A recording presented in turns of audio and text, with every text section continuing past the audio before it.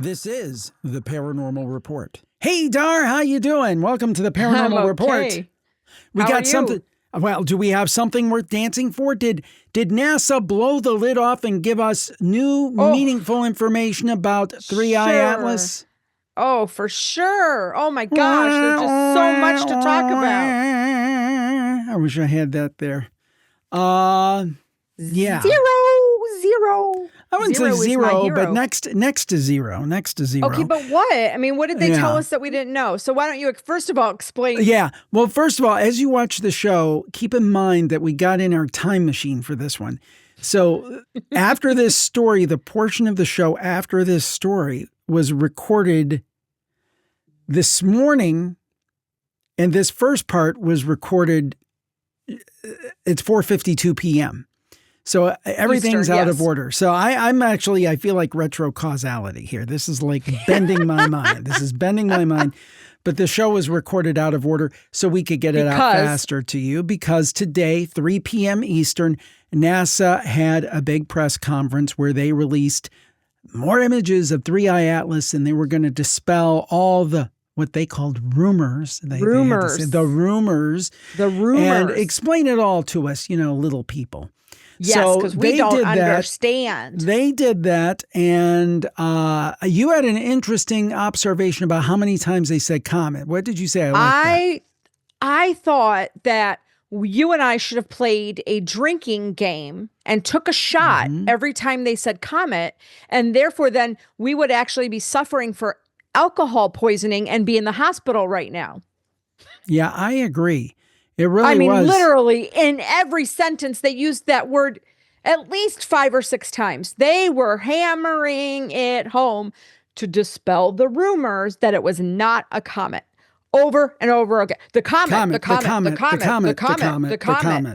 And, we said, well, maybe we should play this back and have a drinking game, but we'd have to be hospitalized for alcohol poisoning. Yeah. Jim, I just said that. That was you weren't listening because you were busy with buttons, but yes, seriously, I'm busy with buttons. That's all they said constantly was the comet, well, what's coming off the comet and the comet and the comet. And it's like, yeah, do you think it's a comet? I mean, okay. So, and then they kept blaming the shutdown. Notes. I took extensive notes. They kept blaming the shutdown. But my first thing I didn't like is when I think it was the assistant administrator came up. Well, we want to address the rumors. Well, first of all, I think the origin of most of the rumors was, astrophysicist from Harvard, Avi Loeb. So why don't we say we would like to address some of the concerns? But it had to be that weaponized language. It had to be rumors. I'm surprised they didn't whip out conspiracy theory. Why didn't they say, why don't we address the alternative hypotheses that are out there or the alternative theories that are out there? No, we have to use that polarizing word, rumors, as if our information and our knowledge is far, far, far superior to anything else that you will ever see. And again, out there. I don't know anything. I'm just a podcaster. But when somebody like Avi Loeb says, hey, there are 12 anomalies that don't make sense based on what we've seen from other comets, to just kind of blow them off and say, well, this is a comet. And it's just annoying. Now, they had different folks on there. 4 different folks. The first gentleman, I don't recall his name. He was an assistant administrator. Then they had Sean Goldman or Domagal Goldman, Dr. Sean Domagal Goldman. I just got Dr. Sean. Then they had Dr. Nikki Fox, who she was the best on the panel because she was still going in the same direction, but she knew how to state it, where it came off as less condescending and so forth. So she was by far, I think, the most polished person there. And then Dr. Tom Statler. And then they had, they had their spokesperson, and they had the questions CBS, ABC, AP. And most of the questions from the mainstream media were ridiculous. The only good question I thought was from the New York Times, and they talked about the jets and the idea that maybe that this object may have exploded. And I thought that was a good question. Also, David Chandler from Sky and Telescope asked about the non-gravitational acceleration, which Avi Loeb has talked about. So I thought that was a good question. But then they took questions from the general public that were just kind of social media. From social media, that I'm sure there were better questions from people.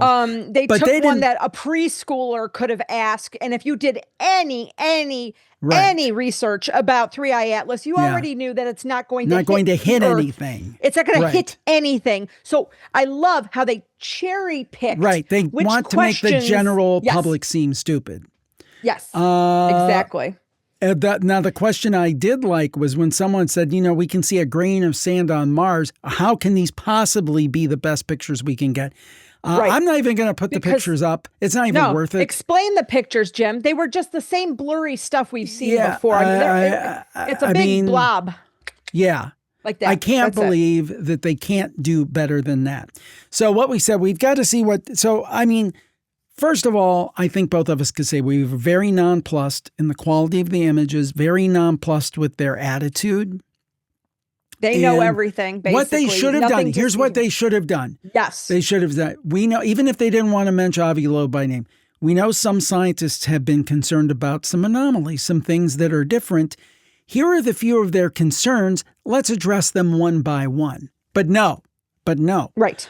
I said that during the conference when you and I were watching. I said, if you want to dispel a rumor, the best thing to do is then present your information that debunks the rumor that you're trying to. But again, I object to the word rumor. I object to the word rumor because CBS reporter said rumor. Oh, the guy from CBS was the worst because he was asking the question. He's like, "You don't believe this is Bro, there's no aliens. It's like, first of all, aliens. Do you know what journalism is? Ask a question. It's again with his context. With the context, I got to get my context in. No, just ask the damn question.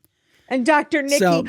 Quote, we love all the different hypotheses. We love the world wondering with us. Yeah, no, I don't think you do. She was very, I don't think she did. I think she was very polished, though. The most polished of all of them. Oh, she's extremely polished. Before we come on here, we've got to see what Dr. Loeb said. So, we watched him. The first person, interviews organization, Fox 32 Chicago, kudos for him. They got him, at the very tail end of it.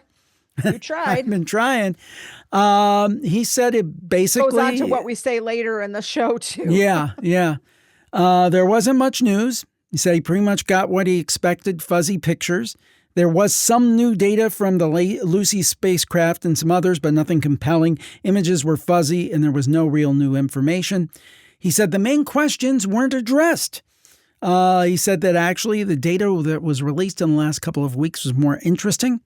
And then, again, my question was, why didn't they specifically address Dr. Loeb's 12 anomalies? Or at least maybe they couldn't do the whole list, but they could say at least a few of the bigger ones, right? Like the jets being propulsion, like the jets coming off of it. They just said, "Oh, we've seen that before." Any answer to anything was, "Well, we've seen that before. We've seen that before, but we don't know where it's coming from." That was a big one. Yeah, and the other thing that Loeb said they saw, and all this is paraphrasing, but I think it's pretty accurate. He said, "No matter how unusual something is, they just say it's because it's from elsewhere. What do you expect?"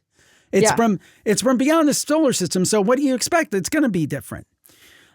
He said they really didn't address the size. Now, this is the third detected interstellar object we've had over the last, wherever it is, 8 to 10 years, wherever it is, since we've started developing telescopes and things that could see them. This one is 1,000 times bigger than Borisov, which was the biggest one to date, 1,000,000 times more massive than Oumuamua. And he says it's amazing that they really didn't talk about that more. He said, why is it in the plane of the planets? It's perfectly aligned. So they don't comment on that. He said, even if it is natural, the main message is we're missing something. We don't understand how it's generated. We're missing a piece. But they never comment on that. No, what they did is they spewed something. and then immediately would talk out of both sides of their mouths and say, well, we can't tell for sure, or it's difficult because we can't see the nucleus. We've seen this before, but not often. So they'd say something like, for instance, about the explosion. Did it explode, or were their jets propelled? Their answer, well, we saw this a decade ago with Comet 67P jets coming off, but we can't tell for sure. Okay, right. That's fine. But see, this is my point. I'm not like you and I, we're not saying it's an alien spacecraft. We don't know. We're not scientists. We don't know, but they don't know either. And that's the point. You don't know. So just come out and say, you know what? We don't really know. We don't think it's an alien spacecraft. We don't think it's this because of this, this, and this. But don't try to pretend that you're the definitive answer on everything, because you don't have the answers.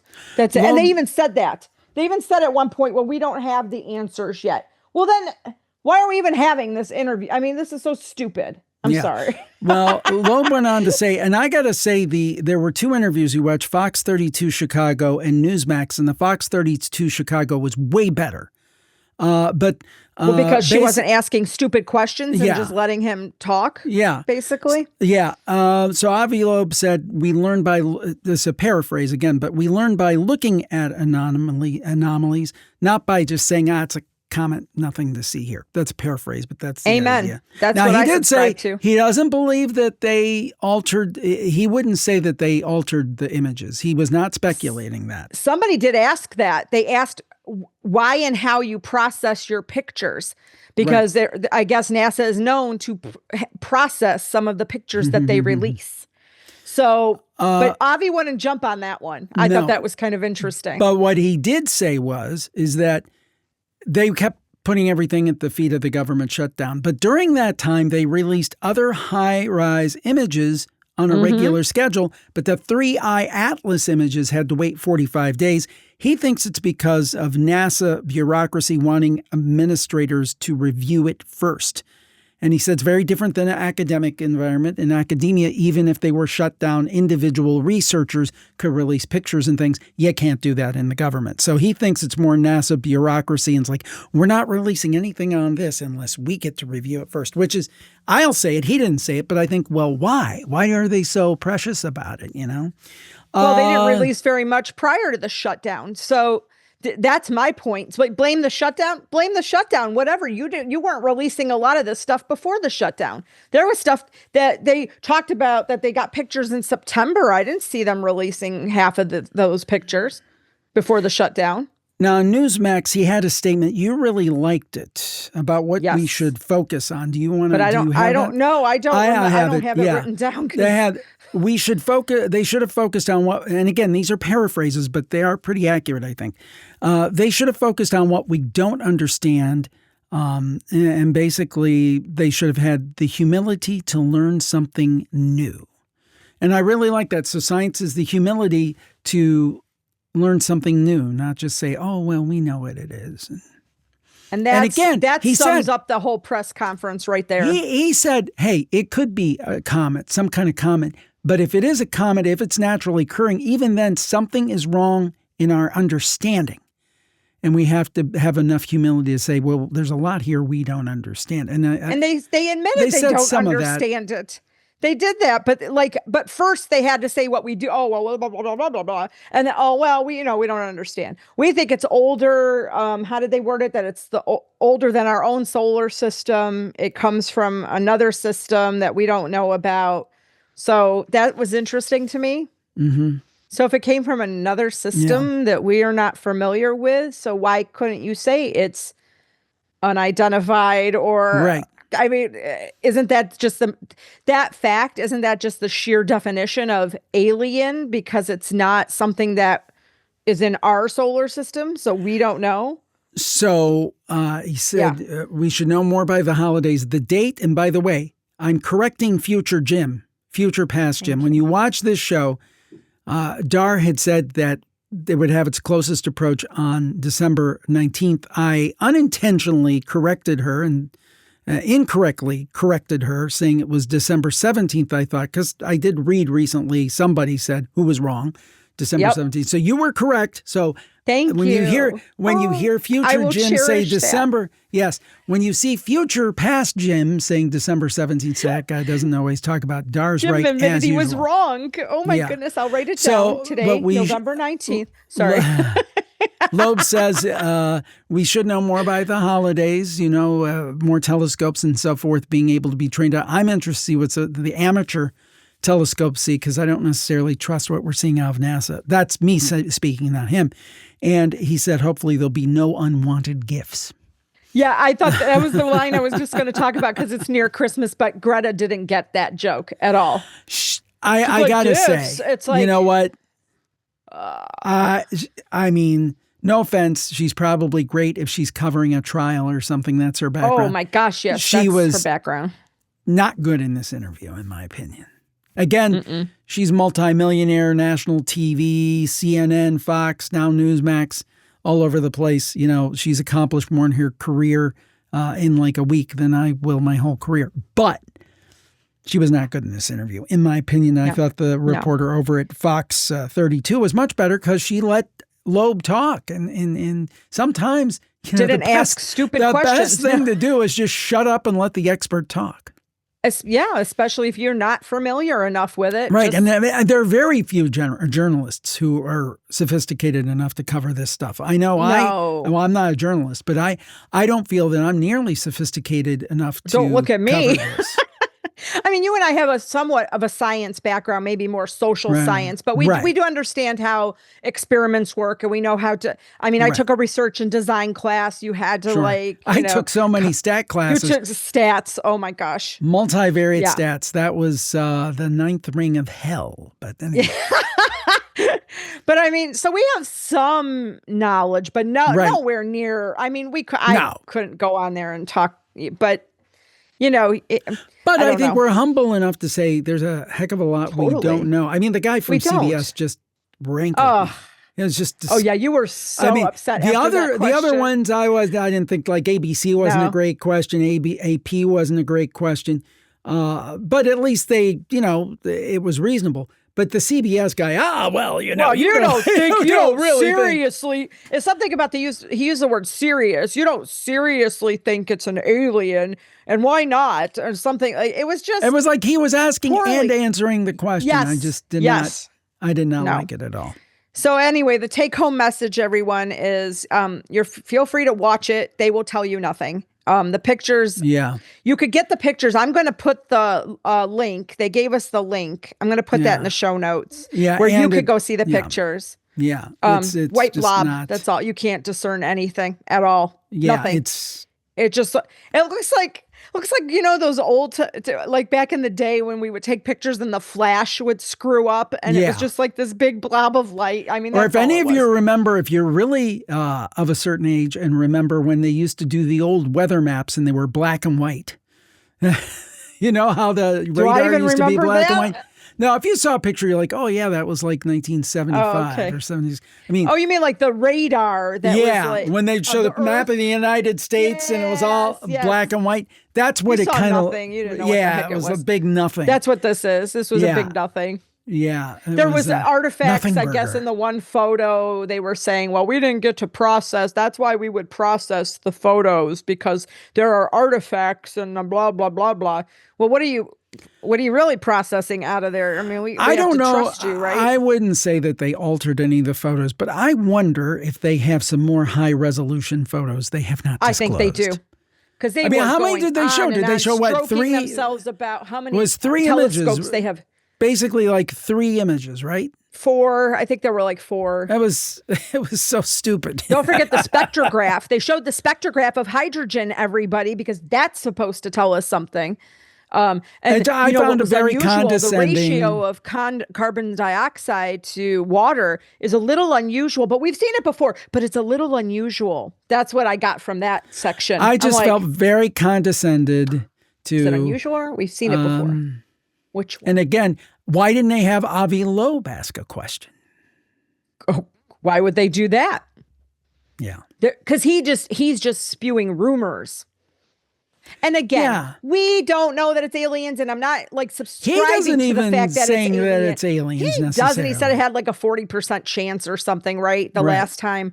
Right. I mean, we're not saying that. I'm just, guys, I'm on the bandwagon. Just be transparent with us and stop playing games. I hate the game of language, because I was all about linguistics and language. Stop using flowery words and just say it like it is. We don't know what it is. We don't think it's this. That's all we can say.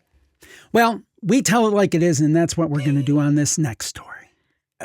Some big news for sure in the skies up above with 3-Eye Atlas, and maybe even bigger news, down here below on Earth with the Conjuring House. We've been following this soap opera, and there's new developments, right? Yeah, we need that breaking news. Beep, beep, beep, beep, beep, beep, beep, beep, beep, beep.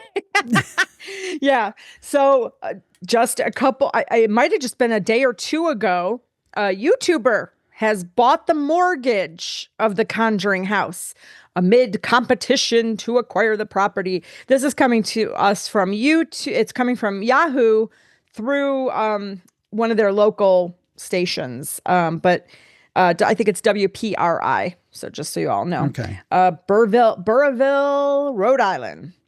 Can you guess the YouTuber, the popular YouTuber that I have a guess. The underlying mortgage on the I have a guess, but you tell me. Yes, you're correct. It's Elton. It's Elton Casty. Yep.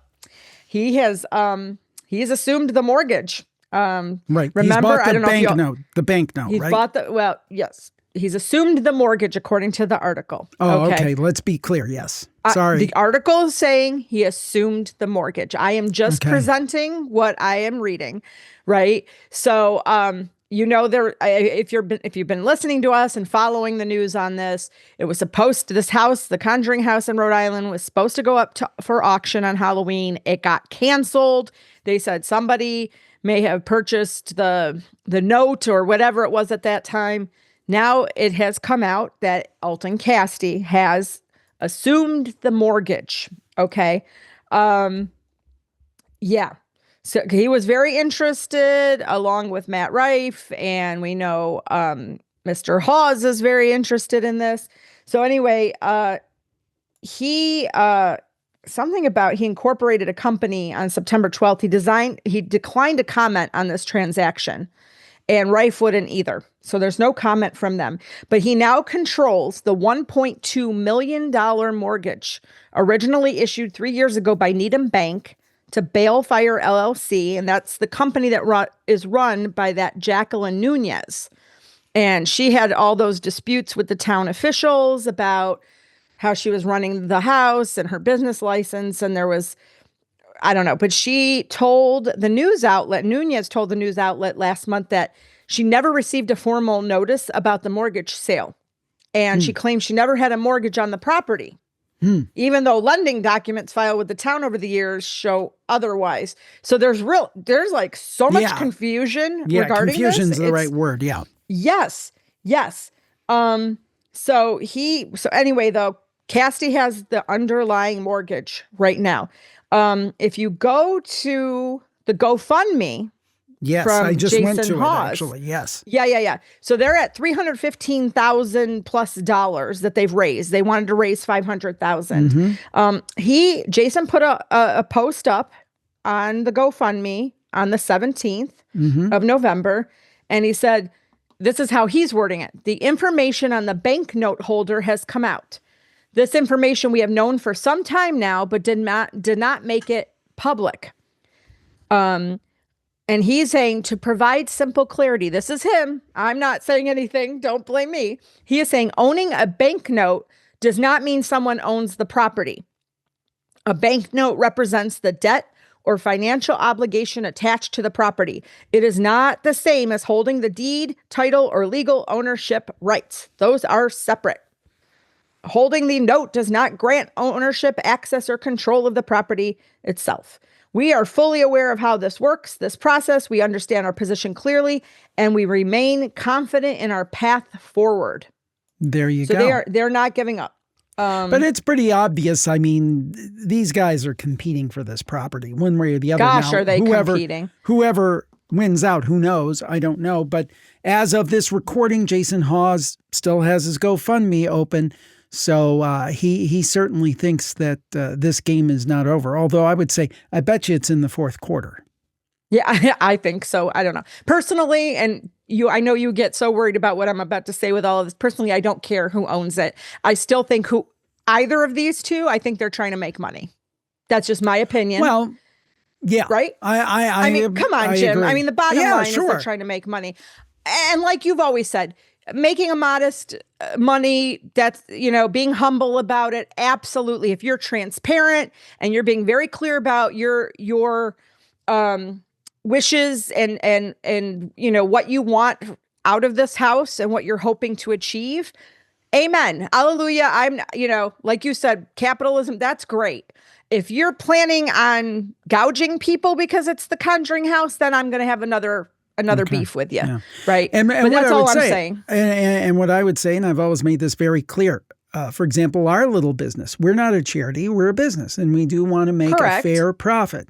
But I think we're always very transparent about the things we do and why we do them. And you would hope that everyone else will be the same way. That's what we hope. You're being more diplomatic, but that's okay. That's good. Now, speaking of transparency, we're getting some transparency from a high government official. Yes. Just recently, in the last few days, this story is dated November 14th.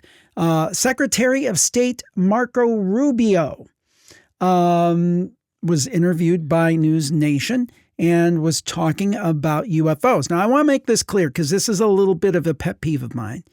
People have said, people have said, you're endorsing Marco Rubio. You're endorsing the Republicans.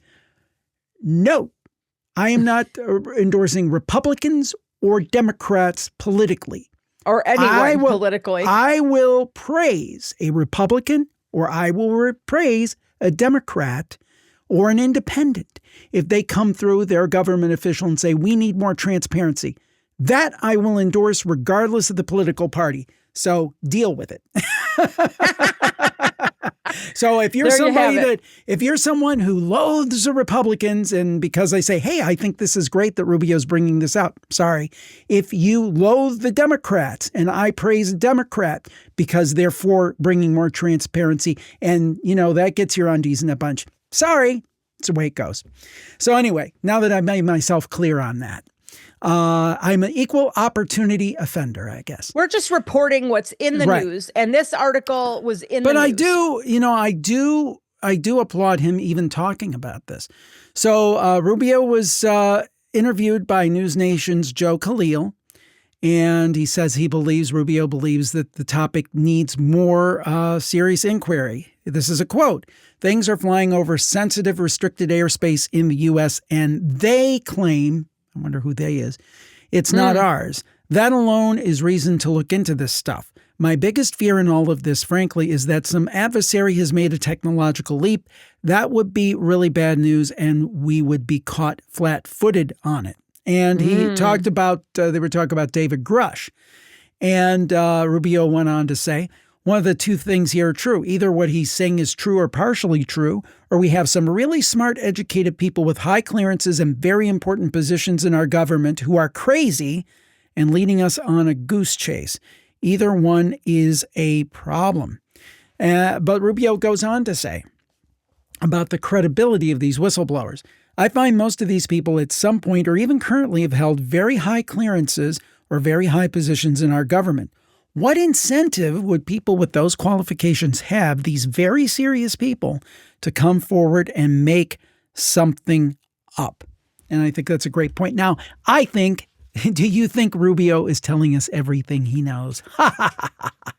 I don't believe that. Do any of them ever tell you everything they know? But at least we're seeing some movement, in the days of, and this is not a Republican or Democrat thing, but when Clinton or Obama was asked about it on Jimmy Kimmel or one of the talk shows, it was like a laugh line. You're like, well, I asked about, but there was nothing to it.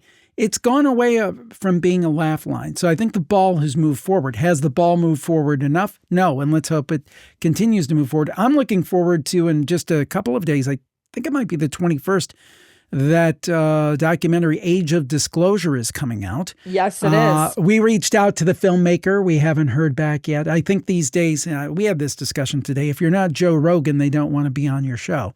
No, we've contacted many people. And, thank you guys for suggesting like guests that you'd like to have on and whatever. Yeah. And if they are even like this much popular, they're not coming on Jim's show. Yeah.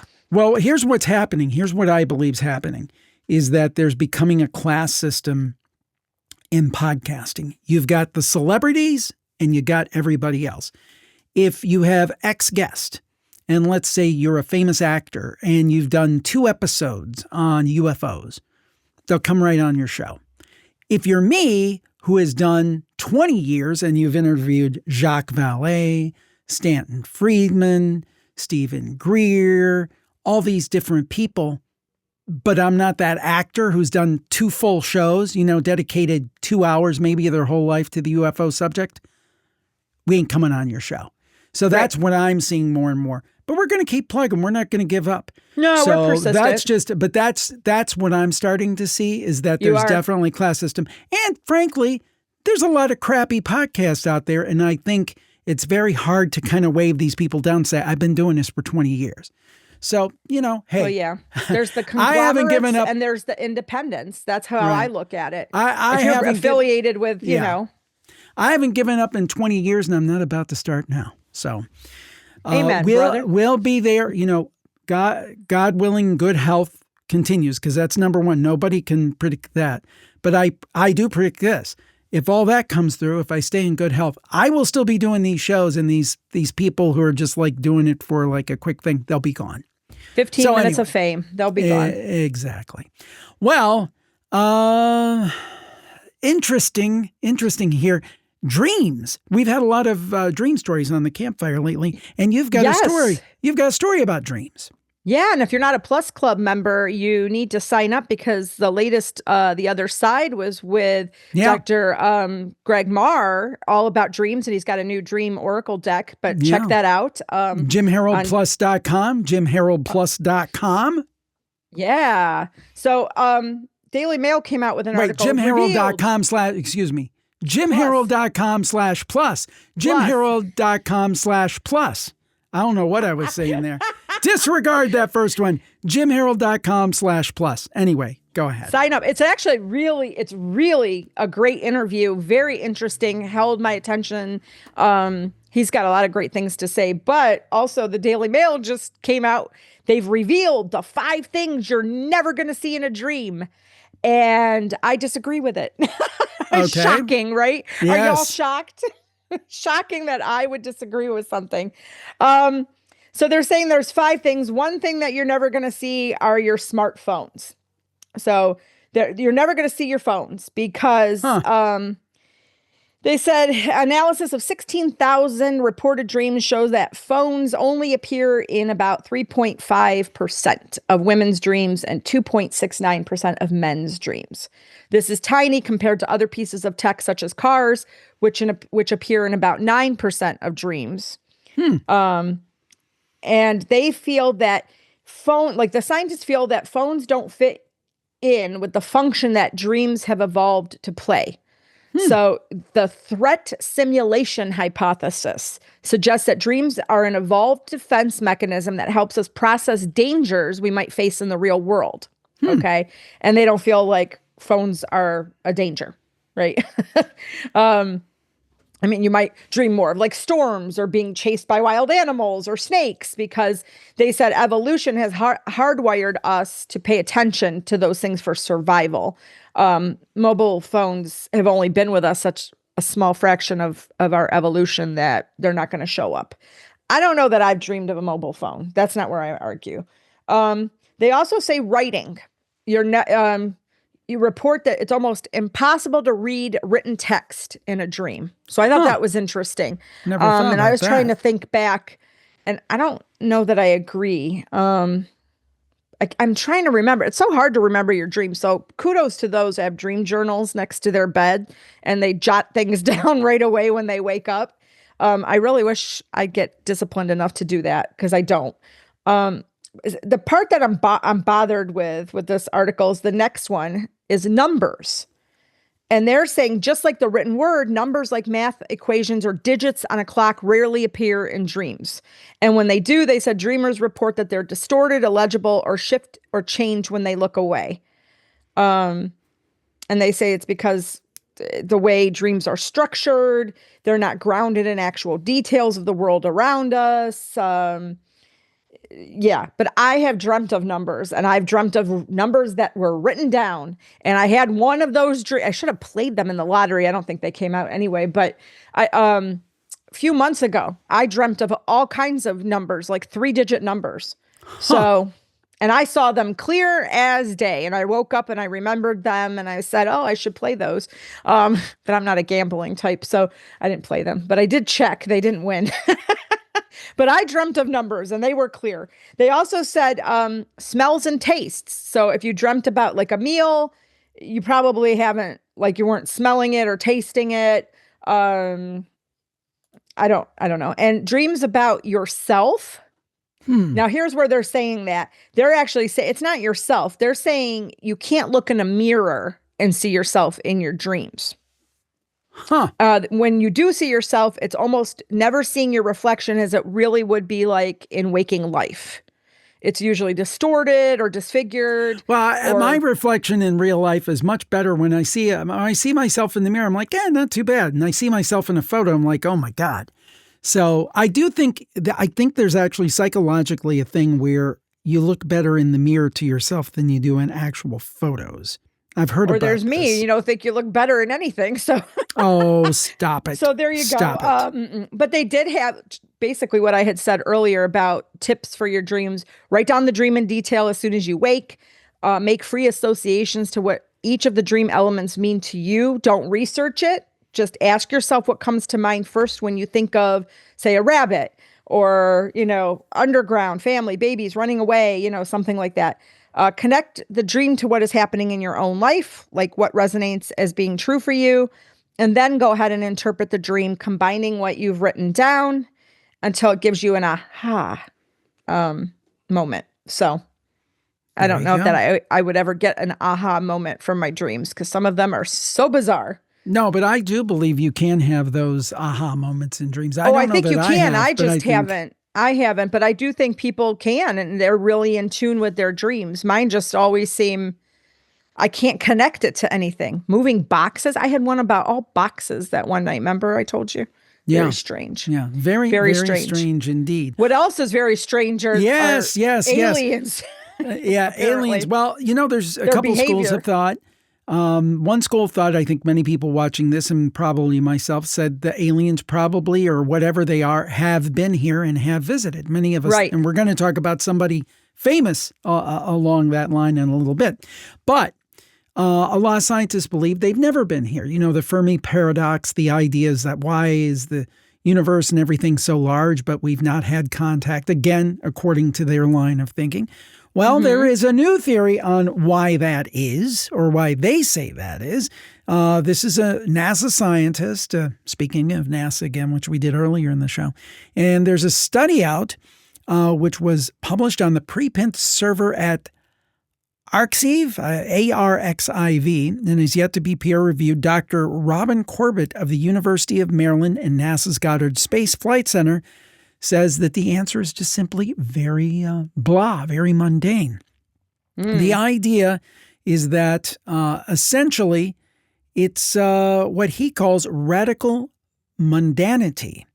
He wrote that the most mundane explanations, if physically feasible, are most likely to be correct. And he believes basically they don't find it very interesting. We're boring. So why bother?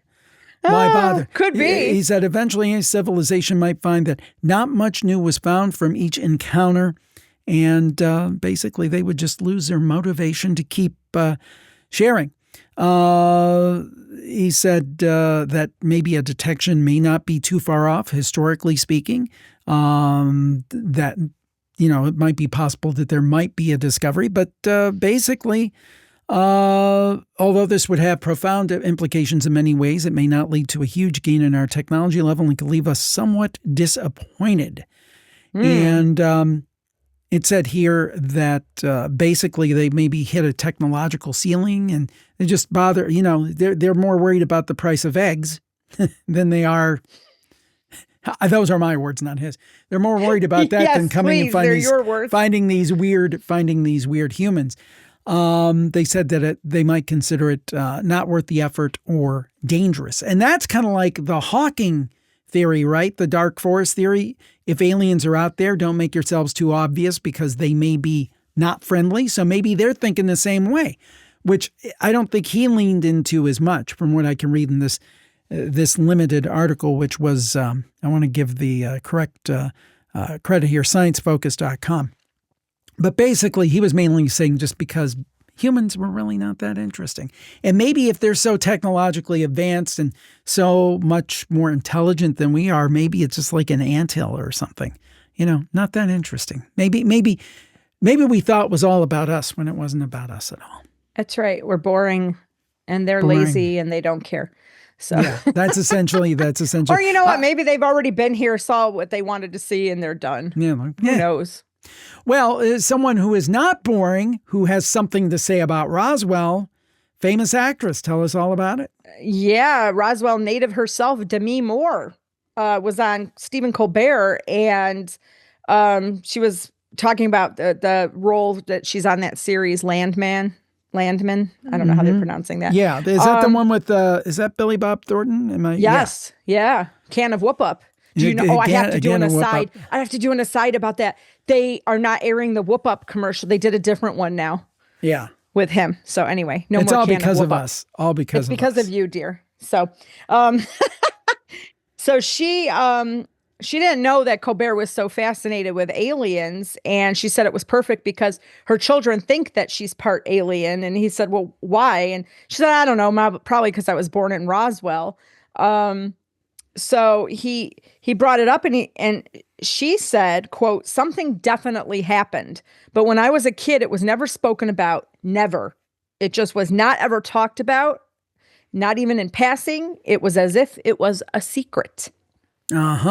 So Colbert pressed her, and said, "Well, what do you mean? Definitely something happened." And then she got a little more timid, and she says, "I don't know. Well, the largest landing strip in America is in Roswell, so there's a lot of testing that goes on." And when she didn't go any further, Colbert said, quote, "Legally, you can't say anything or they'll take you out." And she joked back, "It's possible." Well, again, I think a lot of times when these celebrities or politicians are on a show like that, there's the entertainment factor. They want to make it funny. Exactly. But there always seems to be something real under the surface. Like, yes, that sounds like to me someone who knows something, who knew somebody, who knew somebody, who knew somebody, and she knows something, but she ain't going to say it. She'll say, yeah, there's something behind it, but I'm not going to tell you what. That is correct. So I thought that was very interesting. So I wish I would have, I didn't watch the clip. I think there was a clip. I just read the article, but yeah, interesting. Interesting. I thought it was interesting. Well, this is interesting, too, from that, if it's in the Daily Mail, it's got to be true. But actually, this is an interesting article you found, dailymail.co.uk. And interesting that we've got to go to England to get stories about an American Bigfoot hunter. But that's what I thought. And, I tried to corroborate this story somewhere with a local, like a United States media outlet, and I could not.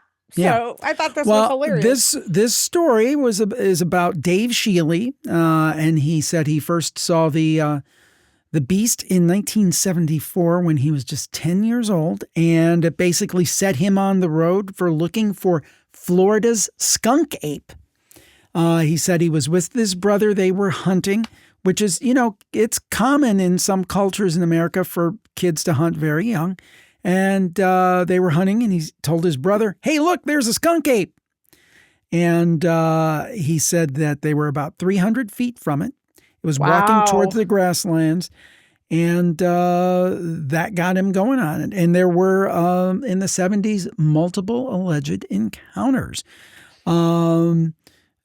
they have described it here. I'm going to see here. First of all, there's 1977 report from Charles Stokeman saying it stunk awful like a dog that hasn't been bathed in a year and suddenly gets rained on. Ooh. Oh, that's quite the smell. That's a stench. Now, Shealy said this based on his research, and he is known as the Jane Goodall of skunk apes because he has collected casts of footprints and other artifacts. Skunk apes are generally reported as being 6.5 to 7 feet tall. He said a large male skunk ape in good health probably weigh around 350 pounds, whereas Bigfoot, so he's making a delineation here between Bigfoot and skunk ape, are reported to appear as much as 800 pounds. Oh, wow. And actually, he seems kind of grounded here. I really think, because he's saying it's basically the sheer size of the Florida Everglades are the reason that the skunk ape can avoid detection. 3 million acres. Wow. He said he goes every day into areas that haven't been entered in more than 20 years. He says he's been in this area his whole life, and he's not a young guy anymore. And he hasn't seen it all yet. He said it's the largest wild preserved area east of the Mississippi River. Now, he definitely thinks it's an animal. He doesn't think it's like interdimensional or supernatural or anything like that. But I like what he said here. He said, what I would like to see is word of this spreading, gaining world attention. I think that's good for the Everglades. While I do my research, I'd like to see the skunk ape used as a platform to promote conservation and preservation, not only of the Everglades, but of all wild areas. And I'll tell you, I think that's a pretty cool message. I like him. I like his approach. Well, I have to agree. And that's why there's always that openness to there being a Bigfoot skunk ape. It's just like the ocean. We talk about we have researched maybe this much. Same with land. You can't see everything that's happening on land, every piece of land everywhere in the United States and in Europe, anywhere. I mean, there's so many, desolate areas. How do you know what's really there? Because you went a couple times, did a little bit of a study, and that's it. And then you've determined that's the only thing that's there. Mm-hmm. You know what? Yeah. I think keep your mind open. But not so open, your brains fall out. Well, it's going to be, that's good. I like that. I heard somebody say that before. Yeah, somebody was saying that. I don't know where I got that from. But anyway, speaking of which, wise man. You be the judge on this. Another famous celebrity, the moon landing, she's not buying it. And she has even more insight on the moon. Yeah, she does.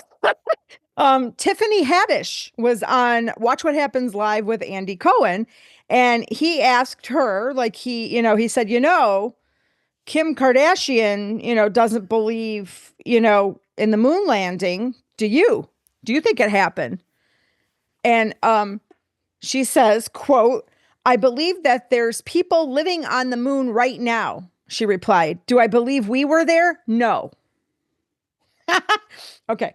But I'm not totally, I'm not, okay. I'm going to keep going on and some people, on the virtual campfire brought up some good points about their thoughts about the moon landing as well. Not that they don't totally think it happened, but there's some questions, and there's always questions. And I think that's really good when you have questions. I don't know if I said on the virtual campfire, or I said it here. We do so much stuff I forget. But basically, I totally believe they went to the moon. And I also believe they saw something there. Right. That to me would explain why the astronauts look so spaced, no pun intended, spaced out during their press conference and so forth. I mean, something was not as it seems. I definitely believe we went to the moon, and I definitely believed something happened.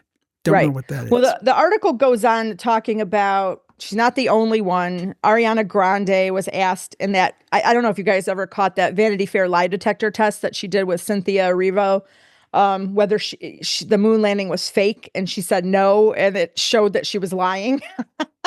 But so there were, but the part that I really want to talk about is that Kim Kardashian actually came out with a few other reasons why she thought it's not true. So she, So she said one of her reasons is there's no gravity on the moon. Why is the flag blowing? The shoes that they have in the museum that they wore on the moon have a different footprint on the photos. Why are there no stars? So scientists are debunking that. They've said the flag wasn't blowing because it was held up by an angled rod, and the shoes that Aldrin and Armstrong wore on the moon were left behind, not kept in a museum back on Earth. I have a problem with that. They took their shoes off while they were on the moon? What do you mean left behind? Where were they left? I don't know. Wouldn't they float away? I don't know. Questions. See, my brain's constantly. And then somebody said, well, what about the stars not being visible? And they said that's because of the shutter speed used by the cameras to compensate for the amount of light being reflected from the sun. Yeah. Well, you could call me Uncle Sucker, but I believe they went to the moon. But again, I'll just repeat myself one more time. I believe they may have seen something while they were up there or on their way. They went to the moon. Yeah, I think they went. But boy, aren't these like, these aren't like far-fetched questions. I feel like they're kind of legitimate. I think they're so fair. The shoe thing is a big bothersome to me. You mean, why are scientists like they were left behind? I'm going to have to do more research about that because where were they left behind? You left them on the moon? Well, there's no gravity. Well, maybe so they're floating away somewhere. Maybe one's going to land in my backyard. But maybe it was a situation there would be contaminants on them. I mean, because the moon rocks. There's contaminant on their spacesuits, and their gloves if they were grabbing rocks. Yeah, I don't know.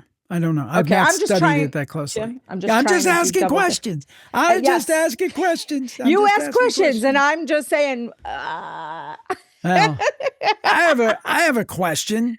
You have a question? Is there a clear sign your house is demon possessed? Oh, well, please no. Yeah. No.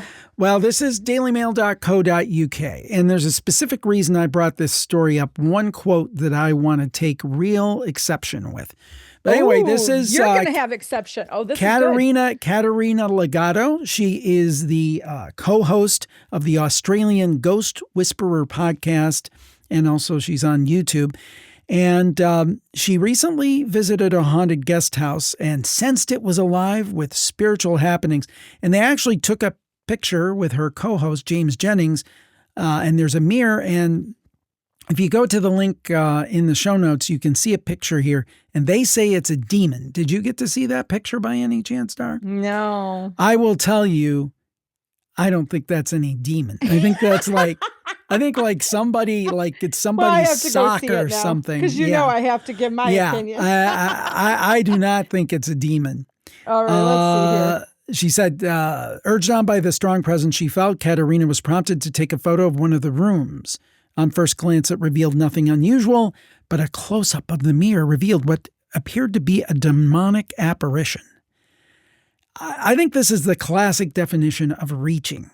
Now, again, guys, you know me. I believe in the supernatural stuff, right? There's a second photo that has a circle around it that's focused in so you can see it better, Dar, as you're looking at. Yeah, unfortunately, you know why though? You know, I was looking at the first one before they focused in on it. That doesn't look like anything. It looks like somebody like left a sock or a bra on a chair or something. It totally looks like a folded bra in half, you know, like if it had the bra demon. So guys, you know I believe in this stuff. Bra, if it was folded like that and the straps hanging down, you're exactly right to me, Jim. I think that's what it is because it's in a closet. Yes, the bra demon. But that's a good name for the show, the bra demon. Anyway. Sorry, that's really funny. A little bra with horns coming out of it. Here comes AI. Anyway, but she believes that 90% of homes have some sort of spirit or entity. She said spirits and lost souls truly are everywhere. Many souls die and are afraid they just linger in the physical world. So there's often a spirit in people's homes. She said that there are ways to find it. There are always subtle clues. Some houses will have a spot that's always chilly, even with the heaters on. Mm-hmm. She said you might feel uncomfortable when walking into a particular area of the house. And it's kind of levels of it. She said basically, and I'm kind of paraphrasing here, is that, you know, places can be cleansed. There's ways to work around it by engaging a spiritual healer to perform a house cleaning. But sometimes it could be so bad that you should just walk away. Wow. Yeah. She said, in extreme situations, the signs are unmistakable, such as a real energy of aggression, coldness, and even anger. These are the homes with banging noises, cupboards slamming shut, things falling off of shelves. Some residents may even feel pinned down in bed or afraid to sleep. And we've heard stories like that on the campfire. Now, she said, your advice if you're thinking about moving into one of these places, walk, don't run, get away. Now, here's the quote. Now, first of all, I'm going to reiterate. In other words, run, don't walk, like get away from the place. You said walk, don't run, honey. Okay. All right. Sorry. No, I'm sorry. Duh. I was so busy fixated on this next quote. Now, let me reiterate. This is the quote. No, thank you for correcting me because that was wrong. She said, and I disagree with this, so I'm not saying this. In fact, the reason I wanted this story is because I want to tell you not to do this. Okay. I've come across some houses so heavily infested with demonic presences that it seeped through the walls and floors. Sometimes I think the house should be burned down, but that's in the most extreme cases. Don't burn down a house because you think it has demons. Can you imagine all of the things that could go wrong by doing that? The problem is there will be people who will read something like this. And believe it and do it. Yeah. Because people can't. I mean, I'm sure she was just like, I think it should be burned down. But, when again, Katerina might be a great person. I don't know. But do not burn your house down if you think it has demons. First of all, just move. Chances are very good it ain't got demons. And even if it does, don't burn it down. Do not burn it down. Okay, I can't be any more clear than that. I was even afraid to say it, that maybe some people... Why would you even suggest that? Just talk about moving. Let somebody else deal with it, or I don't know, but wait. So then you burn your house down, then what? So then you get no money from it. I think she was just being flip. I think she was just being flip. Well, you can't be flip with these kinds of things. But she did say in homes where activity cannot be cleared because it's been there a long time, I always suggest you do your best to get out. That makes sense. That is completely understandable and reasonable. Yeah. Definitely.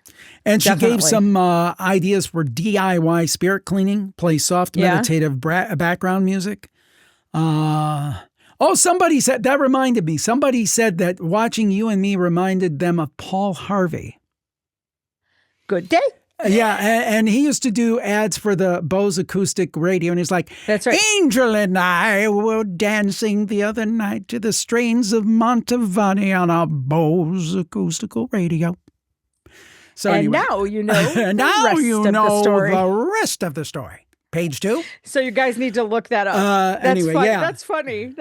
Yeah, that's what we used to listen to Paul Harvey. I liked him. Yeah, great stories. Stories. So if that's a compliment that we have great stories, we appreciate that. No. and we're old. But that when I thought playing soft meditative background music, light an essential oil candle burner. You do that. And use natural oils. Open windows to allow in sunlight and fresh air. Keep your home. I do that all the time in the summer. We're like the only people in the neighborhood that open their windows. Yeah, I don't get it. I don't get it. I love the fresh air. I'd like the stuffiness out. Like, just let's clear the air. Clear it.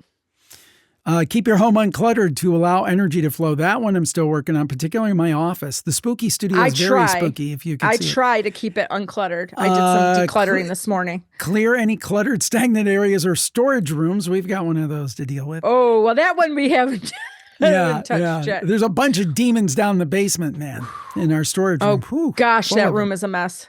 If that brings the demons on, that's like Demon Central.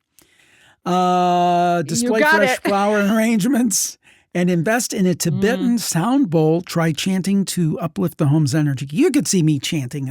I would think I would. Oh yeah, it would be right up your alley. Yeah, I would get a bowl. I don't know if I would chant through it, but I like those sound bowls. In fact, I saw there's like a class nearby. I'm tempted to go, but you wouldn't come with me. I'd have to go by myself. Maybe. Yeah, see? Yeah. You are not into the that kind of stuff. Like, oh, and I don't think we want to talk about this now, but you got an interesting gift for your birthday from Natalie. oh, I can't wait. Yeah, stay tuned. We're not going to stay tuned for the update on that. Excited, and we will talk about that. I don't know if we'll talk at TPR or BTS. We'll have to see what was behind the scenes for in the fullness of time. In the fullness of time. But it plays into all this. It'll be very interesting to see what happens. It does. Speaking of very interesting, we lost a great figure in music this year. Seriously, it was very sad. Yeah. And definitely he had a tie to the supernatural world. I'm guessing this was through his son, Jack, who I got to interview in the past. Tell us about this next story. Yeah, Ozzy Osbourne.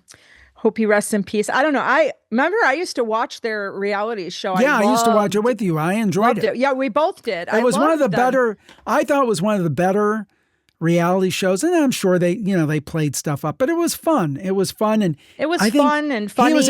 He was able to poke fun at himself. He didn't take himself too seriously. And they seemed, I mean, I know like a lot of it's reality, a lot of it's probably staged, but they just seemed more real than most shows like these. You felt like you were really watching them. I don't know if this is just something I remember, like him not being able to work the TV remote or something like that, getting frustrated. Yes. What the bloody hell is this? So, I mean, just, I don't know. I thought, and he was neighbors to Pat Boone. Yes, and they got along very, very well. They right. were friends. Yeah, which I thought is kind of cool. But go ahead. Rest in peace. Nice man, I feel like he was, I mean, despite the whole bat thing. Yeah, but whatever. But anyway, he believed he was cursed by a haunted doll. And that doll, Jim, is Robert the doll. Oh, dum dum dum. Yeah. So I think it was he and Jack went to go visit that. I think on one of their, maybe it was one of their Jack's shows or something. I think it was in 2020. And he felt that after visiting Robert, he contributed it to his declining health. Oh, wow. He said things really started to turn around after visiting that doll. Wow. So the whole article is talking about Robert, which we already know. I'm not going to go through all that, especially you just had on David Sloan on. And he was great. By the way, if you didn't see that, that's still up on the free feed. Paranormal Podcast, David Sloan. Please watch it. Great guest, because he knows more about Robert than anybody, because he's basically Robert's keeper. So, and he has some interesting theories. I want your opinion on this, because they have a quote from, again, psychic medium Matt Fraser. This guy's in everything now. Fraser, I don't know how he says his name. Fraser, I would think. He warns that Robert is more than a disturbing toy. He may be hosting a dangerous energy. I'm going to give you a quote. You tell me if David would agree with this. Robert isn't merely a creepy doll. He is a vessel of dark and ritualistic energy, and approaching him risks serious consequences. Did David believe that? I think that, and again, I don't want to speak for David, but the way I interpret it is that visiting Robert the doll is not necessarily a ticket to horrible things. Visiting Robert and being disrespectful might not be the smartest thing. Yep. I think that's a fair statement. I hope I'm being fair. Again, watch that full interview, because David believes that what's going on with Robert is a lot more sophisticated than just a haunted doll. So I'll leave it at that. Check it out on the Paranormal Podcast. Yeah. Well, Matt goes on to say most people think hauntings begin with a place, but in reality, they often begin with an object. Dolls are powerful symbolic vessels, and when a spirit becomes attached, the object gains attention. He added that negative entities, quote, feed on attention and grow stronger when people interact with them, stressing that the safest approach is to keep such objects secured, protected, and away from the public. Yeah, I don't necessarily think that David would agree with that in full, because, I mean, they obviously display Robert. They have people come visit. I don't think it's anyone's intention to harm folks who come see Robert. Right. So I don't think. Yeah, I don't know. I just wanted to put that out there, because I wasn't quite sure that's. But again, I don't want to speak for him.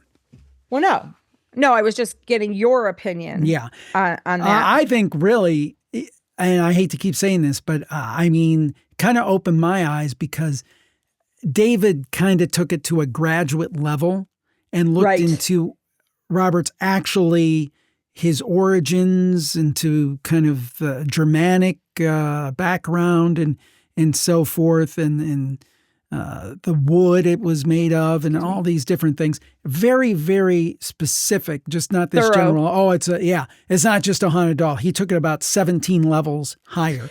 So, again, I think he's the kudos, man to listen to. I think he knows more about it than anybody on the face of the earth. Right.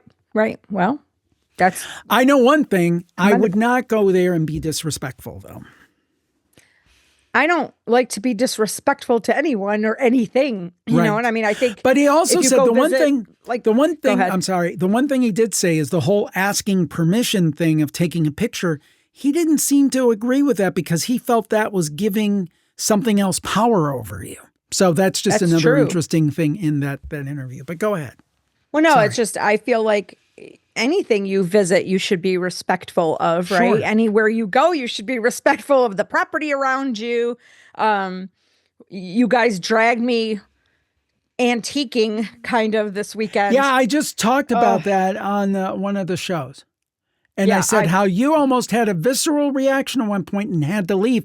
And part of me wondered if that was, it was a very crowded place, or if there was like something that was subconsciously bothering you. It was. I never, this is the second or third time I've been in that place, and I don't like it. I don't like how I feel in there. It's an old barn. It's cold, but it feels different kind of cold. It's cold in the summer when you go there. I don't like that place. And you were joking, you saw a stupid old photo and you're like, I should buy that. I'm like, that is not coming in our house. Yeah. And there was one I wish I would have. I have a picture of it. You took a picture. There's too much. I think there's too much glare. Creepy as hell. Creepy. Oh, I needed to get. I'm like, so many people in this place. No way I would have brought that home. But I'm talking about like being respectful. So you're in a place like that. That's real. I mean, okay, here's my opinion. That's really not a place that little kids should be in. There's too many things that could breakable, and there's little kids all in there touching every stupid thing. Disrespectful. Respect the property. It's not yours. Don't be handling everything. Tell your kids hands to yourself. When we raised our kids, I took them to places like that, but they knew better. You touch something, you're going to be in super trouble. You don't touch anything. Learn to walk and just use your eyes. It's not a tactile environment. It's a visual environment. It's not a children's museum where you're supposed to play. It's not hands-on. Let's go play with everything. So that was annoying me as well. So that's why I was talking about being respectful. Just be respectful of where you're at and teach your children to be respectful of places too. I mean, come on. They shouldn't be running around. They were running around. It's like, I don't go for that. I'm too traditional, I guess, too conservative. There you go. There we go. Well, rein it in, Jim. Rein it in. Another edition. We went from NASA to celebrities to Ozzy Osbourne. We went up to the moon. We've been everywhere. It's been quite the episode of the Paranormal Report. And as far as 3i Atlas stands, we'll have to see what else develops. It'll be very interesting. In about a month. I think a month from today, right? Isn't it to I thought it was December 7th? I thought it was the 17th, but I thought it was the 19th. Okay. Anyhow, one of those things. Thank you so much. Yes. Oh, yes. I almost forgot. Yes. Why am I always doing this? Well, because you're the maven of merch. You're the maven of merch, and you just designed this shirt. Yeah. So if you don't, we've shown the Krampus one that we've done. So if you don't like the spooky, scary one, this is a cute one. Yeah. So we have cute little ghost, lots of different colors in the shirt. We have a hoodie as well. So yeah, just if you're looking for a gift or you want to be kind of festive over the holidays, get in on it. I love that first one I show. I'm going to get back to if I can hear that red dark one. Red, that cardinal. Yeah, the cardinal. That's something else. That one. Yeah, cardinal. I like that one a lot. We have like 3 different colors. People are really liking the heather red. That's 2 from where you're at now. It's a little lighter. One more. There you go. Yeah, it's a heather red. Yeah. Heather's a very popular color right now. All the heathers. So I think we have a heather navy. Yeah. So there's a hoodie. I'm excited. We bought ours. That's what you're getting. I got you a red one for Krampus because you love it. Yeah. And then I got the cute ghost and I got the forest green. So it's in production. The girls got the cardinal red of the shirts. They liked those. So there's something for everybody at the Mausoleum of Merch, jimharold.com/merch, jimharold.com/merch. And, especially if you're going to get this as a gift or something, you want to get in on it early. So there's plenty of time for shipping and everything. So it's not too early, jimharold.com/merch. There we go. And thank you for reminding me. I'm sorry that I was negligent. No, but what's new? But you're the one that wanted to do it. So yeah. I thought I'd remind you because you told me that's what we were doing. One other thing. December 10th, Wednesday, December 10th, 7 p.m. Eastern, a free talk at the Garfield Heights branch of the Cuyahoga County Public Library. Absolutely free. And I give a talk about the campfire. I play some video clips. And, I urge people answer to share questions. Their stories. Yes. We share some stories, and then we're there afterwards with some books and things. And I'll be glad to shake your hand if you're there and chat a little bit about the paranormal. And we did one about a month and a half ago. I had a lot of fun. Hope to do some more next year. And I hope to see you there if you're in the Cleveland area. Again, we understand if you're not, so don't. Garfield we thank Heights, you for being there in spirit. Yeah. Garfield Heights, which is an eastern suburb of Cleveland, Ohio, easily accessible by freeway.